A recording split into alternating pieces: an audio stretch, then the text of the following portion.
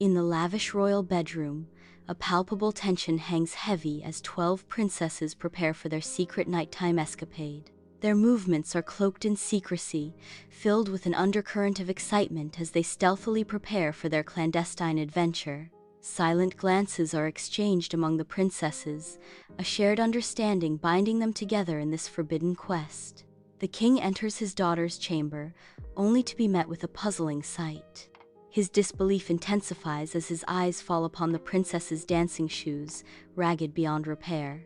A heavy silence descends, pregnant with unspoken questions and growing suspicion.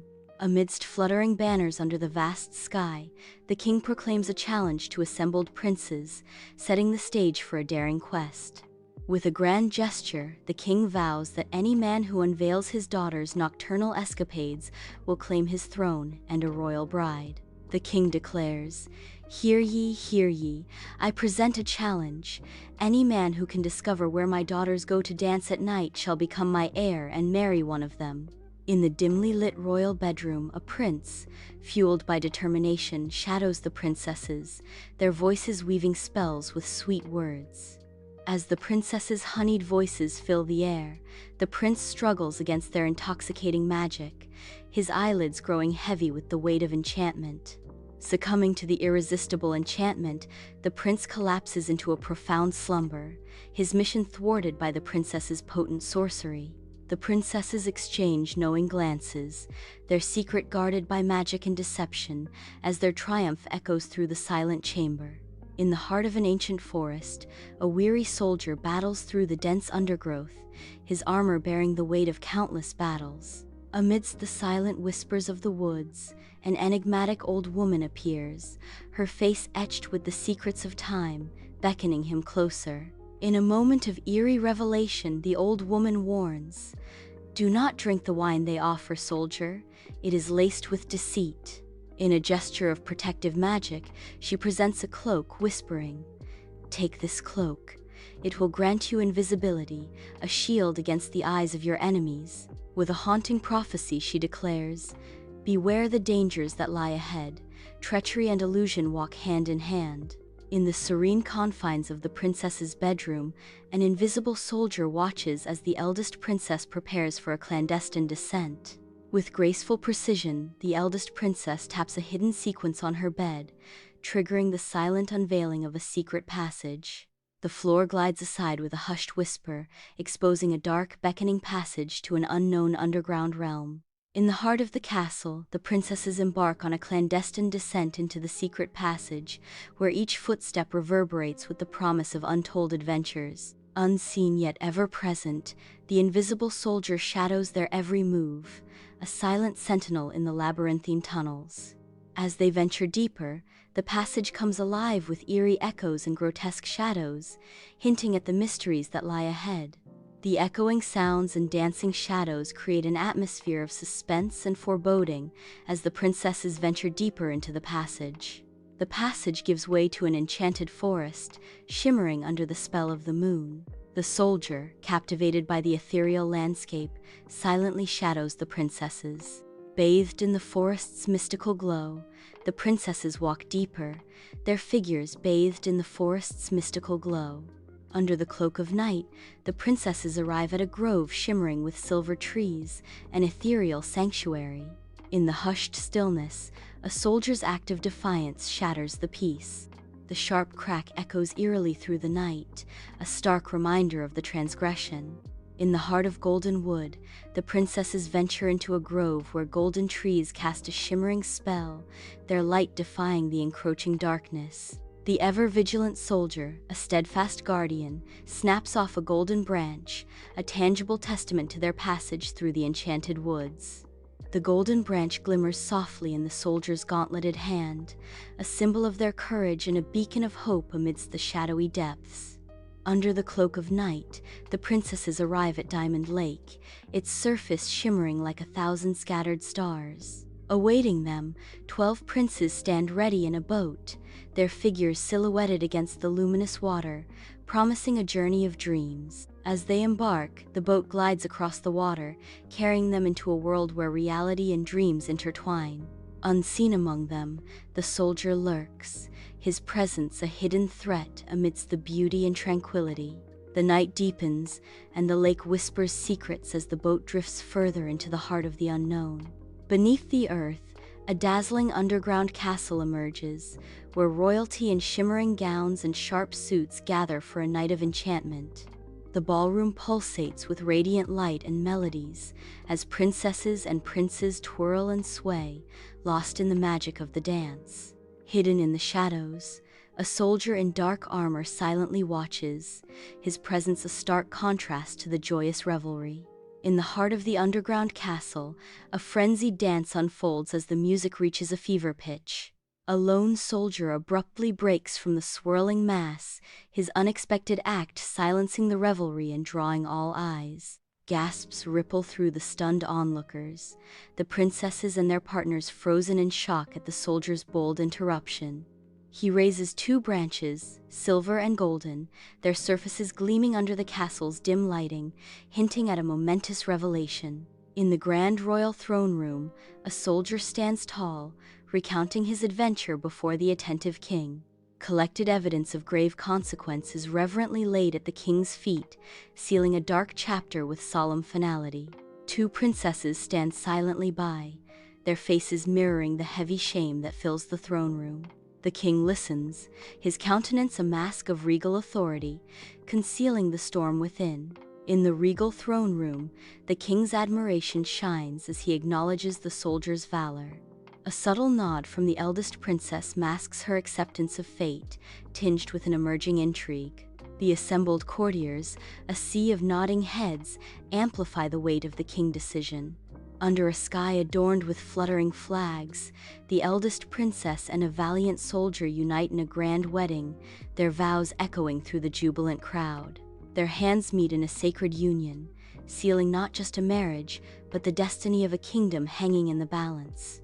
The kingdom holds its breath, their faces mirroring a blend of hope and uncertainty as they look towards the horizon, yearning for a prosperous reign. As the cheers of the crowd intensify, the royal couple exchanges a glance, their expressions a mixture of determination and the weight of their impending rule.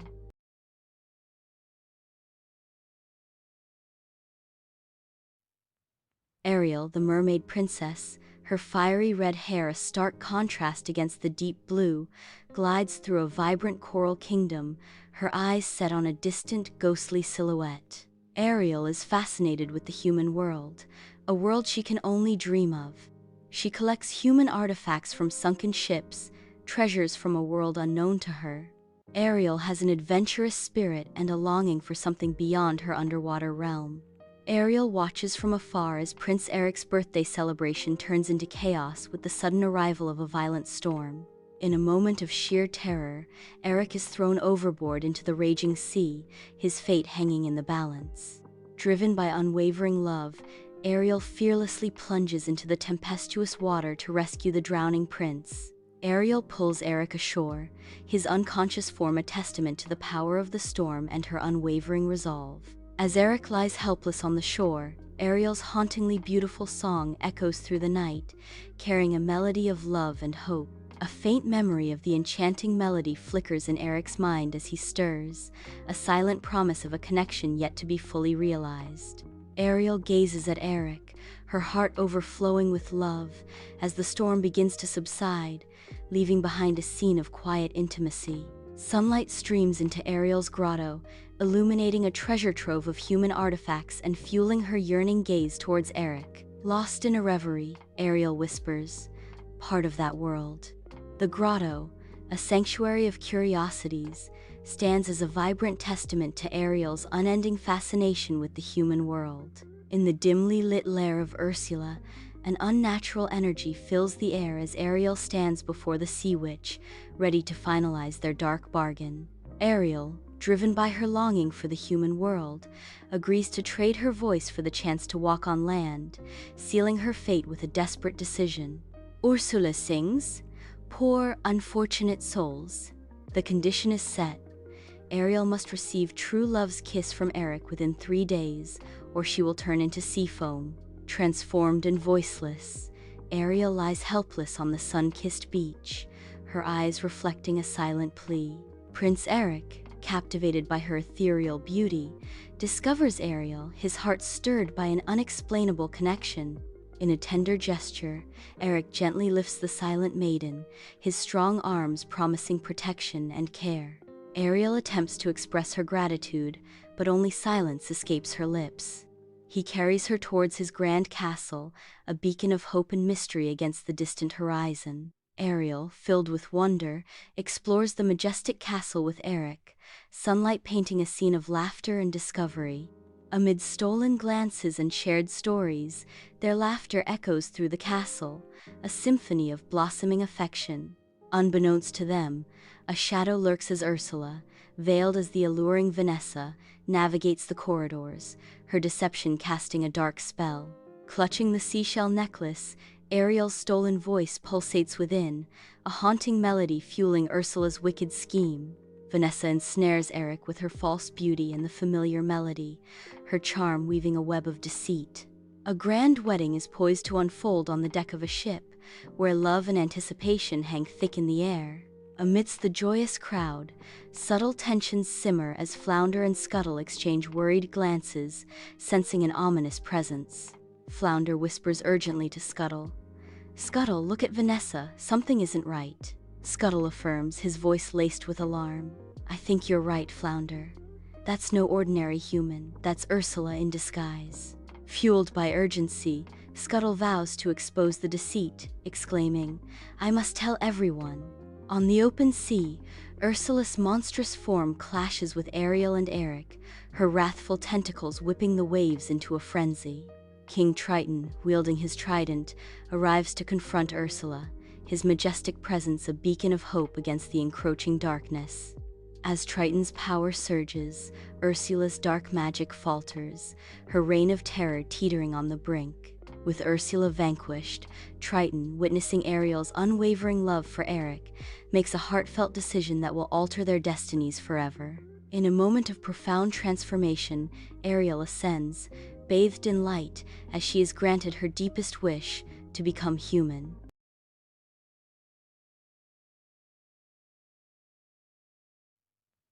In the dim shoemaker's workshop, shadows dance with despair as the couple faces the stark reality of their poverty. With heavy hearts, the shoemaker and his wife count their last coins, each piece a painful reminder of their dwindling hope. In a moment of crushing realization, the shoemaker whispers, "We have nothing left."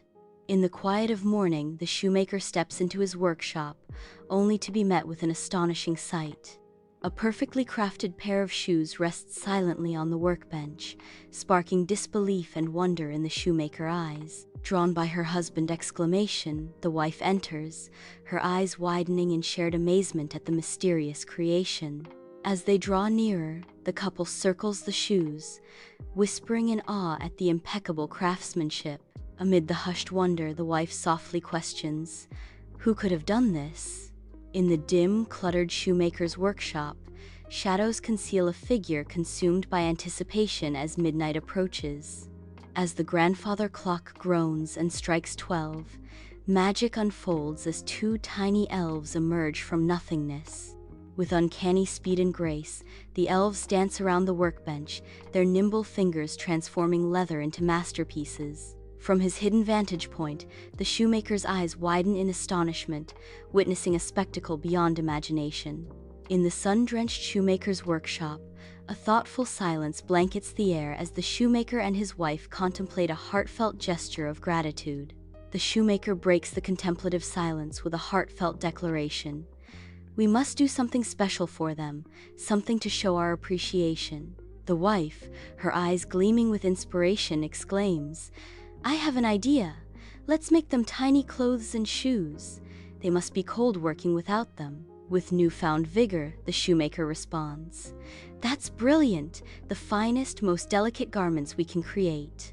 Together, they resolve to craft the most exquisite gifts imaginable, their hearts brimming with warmth and gratitude. In the hushed shoemaker's workshop, miniature garments and shoes are meticulously placed, setting the stage for a magical encounter. Holding their breath, the shoemaker and his wife conceal themselves behind stacks of leather, their eyes wide with anticipation. In a burst of enchantment, the elves materialize, their faces lighting up with joyous surprise at the sight of the gifts. A whirlwind of motion ensues as the elves seize the tiny garments, their voices blending in a jubilant chorus of song and dance. In a blinding flash, the elves vanish, leaving behind a workshop cloaked once more in an expectant silence. Inside the shoemaker's workshop, prosperity blossoms as eager customers flock to acquire his exquisitely crafted shoes. Each pair reflects a touch of magic, bearing testament to the kindness of unseen hands. The shoemaker smiles, a silent ode to the memory of the elves' ethereal generosity.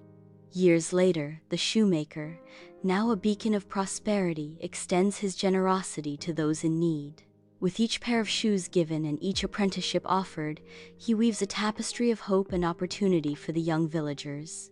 His wife stands beside him, her eyes radiating pride, a silent testament to their shared values. In a moment of reflection, the shoemaker softly remarks, "We must always remember the elves' kindness." In the quiet of his workshop, bathed in gentle lamplight, the shoemaker's focused expression mirrors his gratitude. The portrait of the elves watches over him, a constant reminder of the magical intervention that transformed a life. A gentle smile graces his lips, a silent ode to the kindness that reshaped his destiny.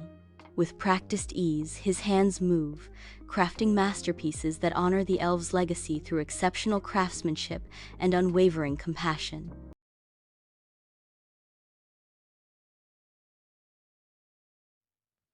In the vibrant heart of Toyland, children bubble with anticipation, their faces eager with the promise of a magical arrival.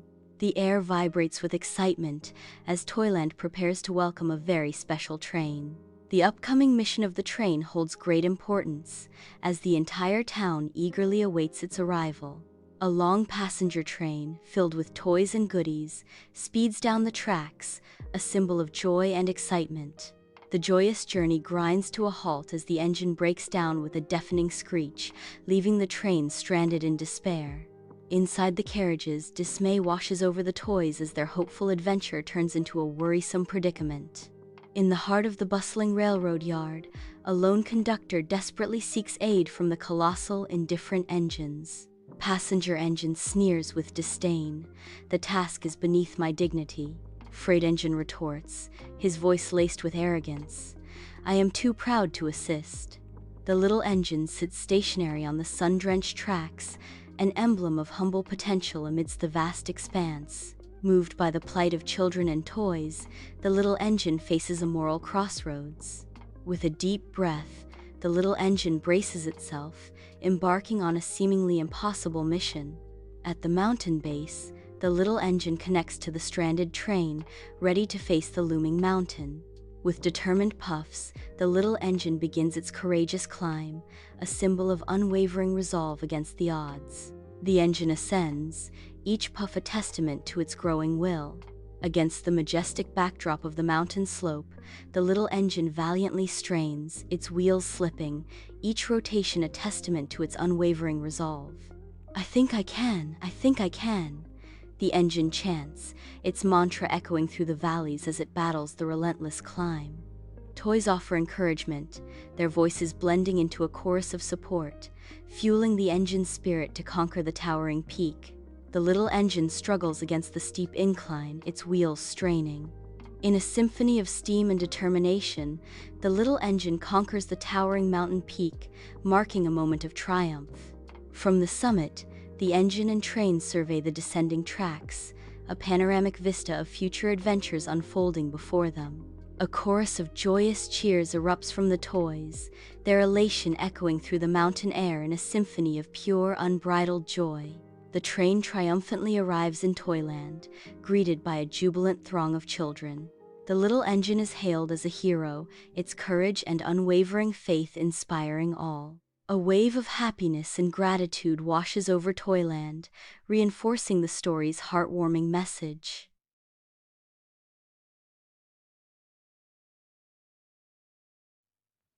Mole emerges hesitantly from his dark home, his eyes struggling to adjust to the sudden, blinding sunlight. Stumbling onto the soft earth, Mole finds himself in a vibrant new world, where the air hums with life and the river beckons. With a casual air, Ratty extends a warm welcome, inviting Mole to partake in the simple pleasures of the riverbank life.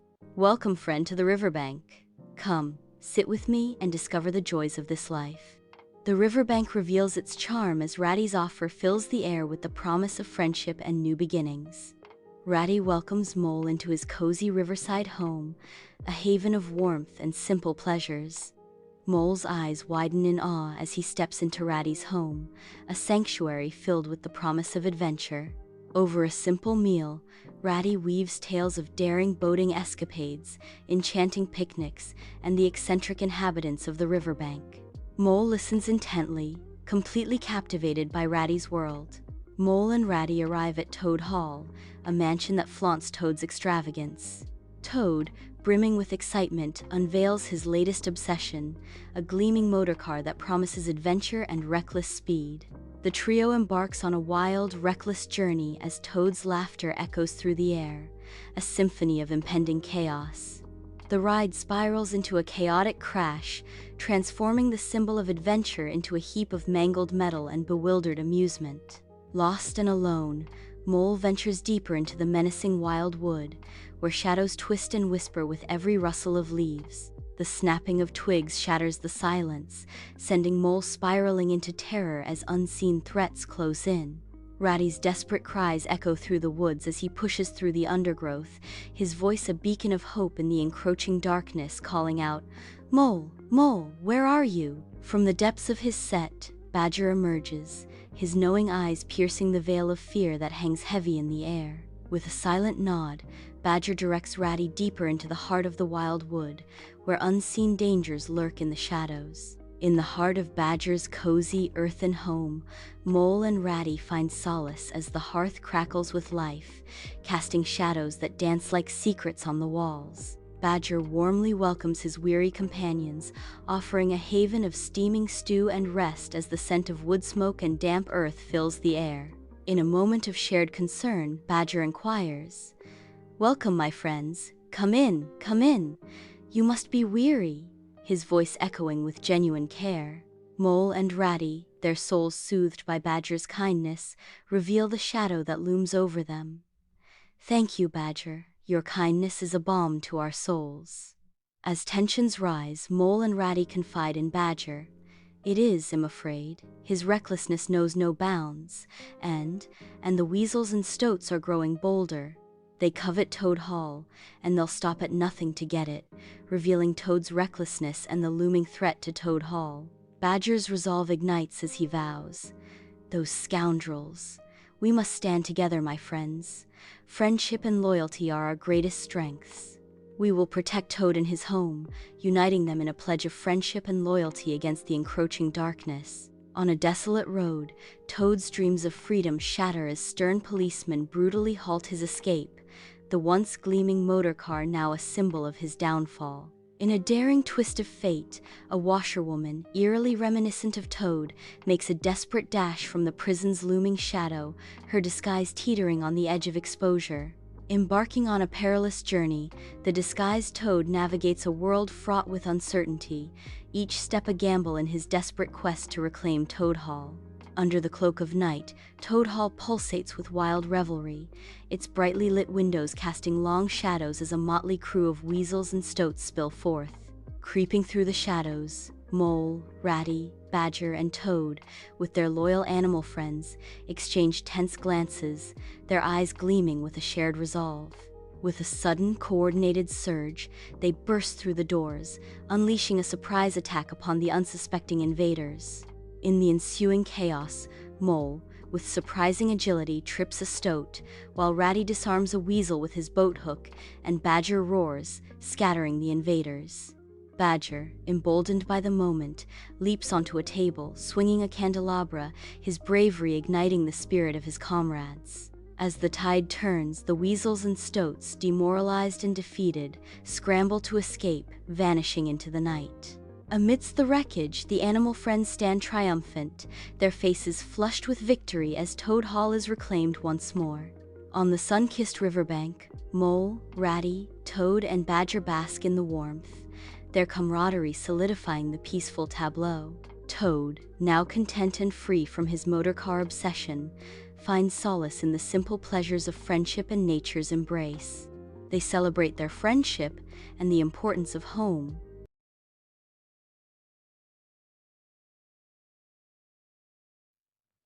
Amidst the vibrant chaos of an Indian marketplace, young Mary Lennox is listlessly carried, a portrait of pallid neglect.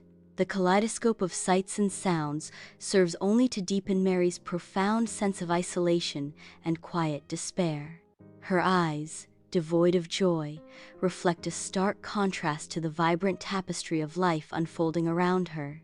In the shadows of Misselthwaite Manor, a large, gloomy bedroom imprisons Mary in its cold, unwelcoming embrace. Orphaned and alone, Mary sits amidst the oppressive silence, her solitude amplified by the neglect that permeates the air. The room echoes with unspoken stories, each portrait a silent witness to Mary's deepening isolation and sorrow.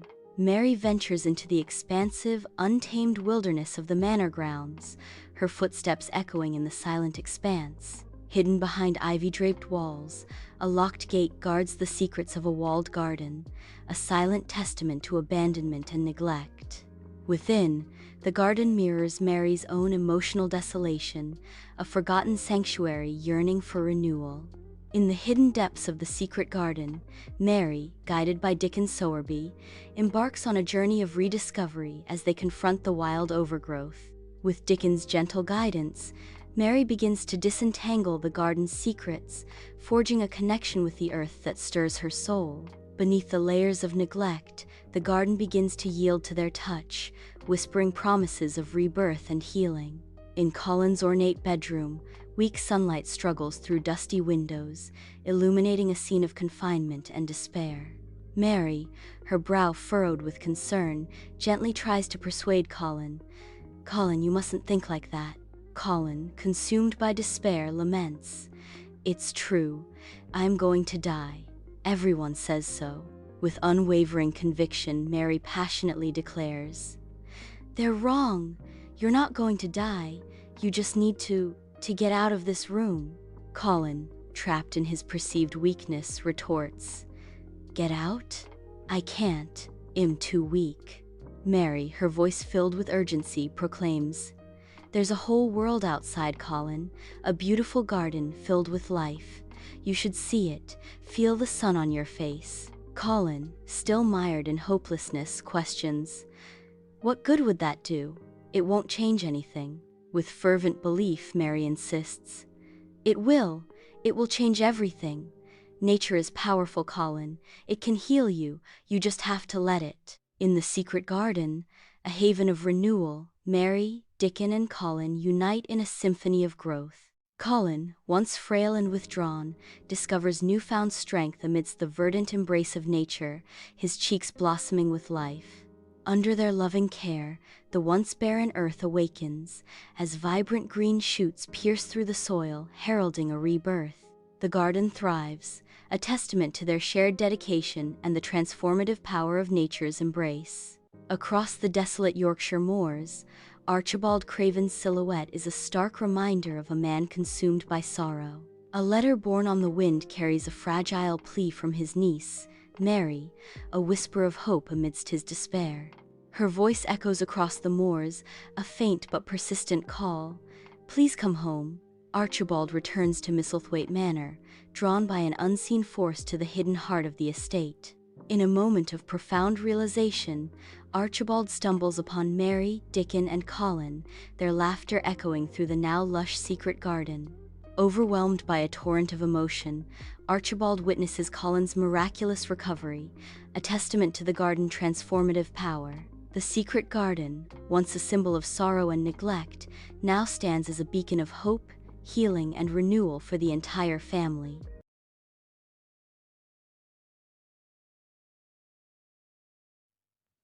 Hamelin Town Square descends into utter chaos as a relentless tide of rats overwhelms everything. Desperate screams pierce the air as townspeople futilely battle the swarming vermin, their faces etched with terror and revulsion. Merchants desperately defend their wares, a losing battle against the relentless rodent onslaught that threatens their livelihoods. In the heart of the town hall, frustration simmers as Mayor Thompson battles a mounting crisis, his desperation palpable in the stifling air. Councilman Miller, voice laced with defeat, cries out, "We've tried everything, traps, poison, nothing works." Councilwoman Jenkins echoes the grim reality, her voice rising with alarm. "The rats are evolving. They're immune to the poison."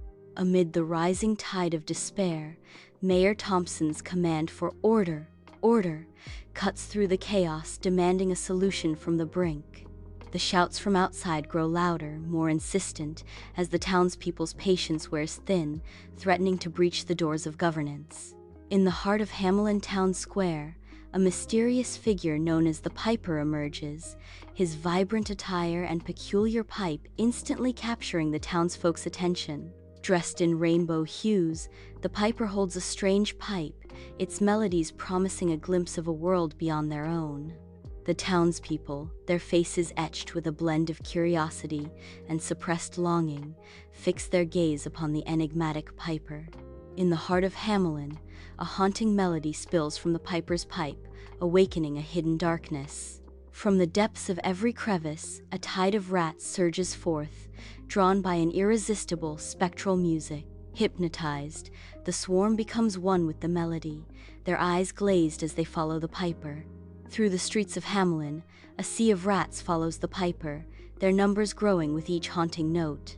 The Piper orchestrates a macabre procession as he leads a relentless horde of rats towards the dark embrace of the River Weser.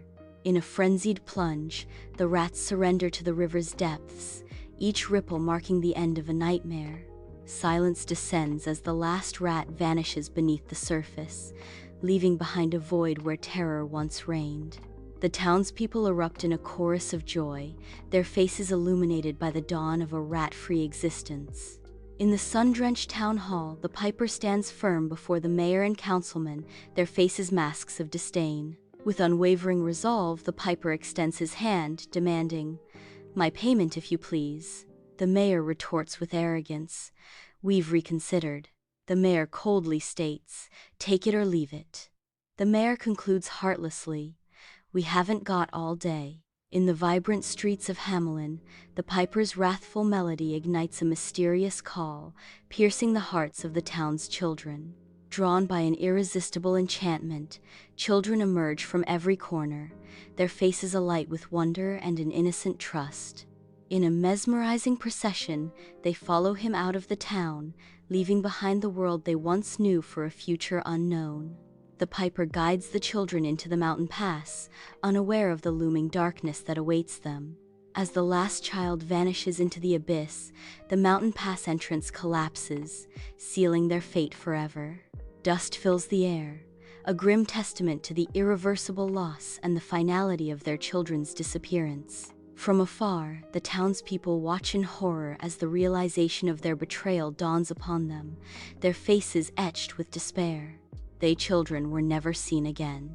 The townspeople are left in despair, realizing the magnitude of their betrayal, underscoring their guilt and remorse.